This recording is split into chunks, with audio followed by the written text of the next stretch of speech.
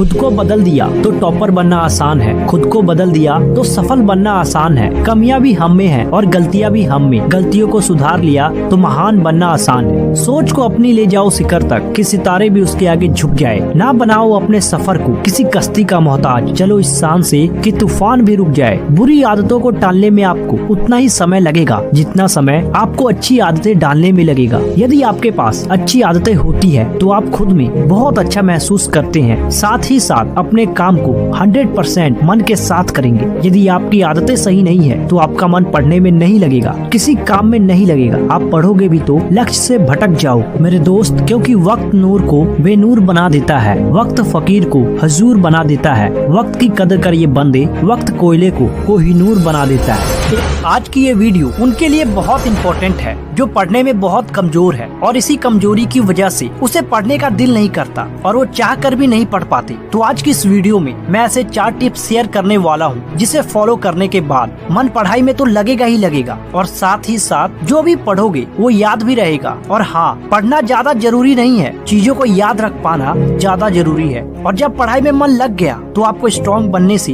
कोई नहीं रोक सकता। मेरे दोस्त, इस दुनिया में किसी भी इंसान को कोई भी काम करने के लिए सही माइंडसेट का होना बेहद जरूरी है। अगर वो उस काम को परफेक्ट तरीके से करना चाहता है, वो चाहता है कि वो काम पूरे तरीके से सही हो जाए, तो उसके अंदर सही माइंडसेट का होना बहुत जरूरी है। उसका माइंड पूरे तरीके से क्लियर होना चाहिए कि मैं जो करने जा रहा हूँ मैं वो कर दूंगा और मैं करने वाला हूँ। मैं करना चाहता था और मैंने कर दिया। जब आप पढ़ने के लिए बैठते हो ना तो आपका माइंड पूरी तरीके से क्लियर होना चाहिए कि मैं सिर्फ पढ़ने के लिए बैठा हूँ, ना कि दोस्तों से बात करने के लिए और ना ही किसी की यादों में खोने के लिए। तो सबसे पहला काम अपने माइंडसेट को पूरी तरीके से क्लियर करना है कि मुझे पढ़ना है, बस मुझे पढ़ना है। Number 2, right time to study. पढ़ाई का सही वक्त ये आपको डिसाइड करना है कि सुबह में पढ़ने में मजा आता है या फिर रात में पढ़ने में या फिर दोपहर में या फिर ऐसा वक्त जब आपके आसपास कोई भी ना हो, पूरे तरीके से डिस्ट्रैक्शन खत्म हो। उस वक्त सही टाइम देखकर ही पढ़ाई करें, क्योंकि ऐसा करने से आप काफी लंबे समय तक पढ़ाई कर पाएंगे। मैं मॉर्निंग में सजेस्ट करूंगा कि आप पढ़ाई करें, क्योंकि उस वक्त आपके पास बहुत ज्यादा एनर्जी होती है, जो पढ़ेंगे सब याद रहेगा।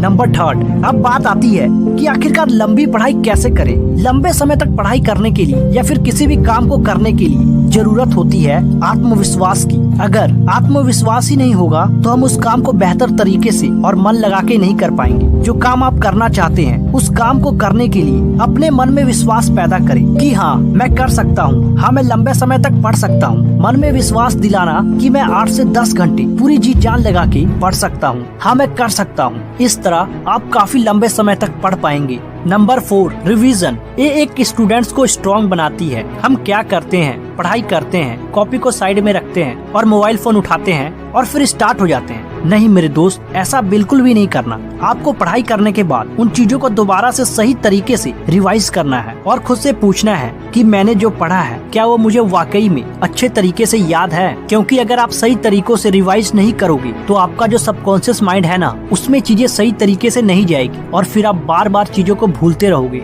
इसीलिए कोशिश ये करो कि चीजों को अच्छे से अच्छे और बारीकी तरीके से याद कैसे कर सके। इसके लिए जरूरी है रिवीजन की। 1 बार नहीं, 2 बार नहीं, बार बार पढ़ो, ताकि जब आप सोने भी जाओ तो आपके माइंड में पढ़ाई के डर की जगह रिवीजन घूमे। क्योंकि दोस्त, जिंदगी कांटों का सफर है, हौसला इसकी पहचान है। रास्ते पर तो सभी चलते हैं, जो रास्ता बनाए वही इंसान है। अगर मेहनत आदत बन जाए तो कामयाबी मुकद्दर बन जाती है। सफर थोड़ा कठिन है लेकिन हिम्मत नहीं हारूंगा, इतना तो भरोसा है खुद पे। इस बार बाजी मैं ही मारूंगा। दुनिया का हर शौक पाला नहीं जाता, कांच के खिलौनों को उछाला नहीं जाता। मेहनत करने से मुश्किल हो जाती है आसान, क्योंकि हर काम तकदीर पे टाला नहीं जाता। इसीलिए कह रहा हूँ, समय मत देखो, बुक्स को देखो। तैयारी अभी अधूरी है, उसे पूरा करो, उसे पूरा करो।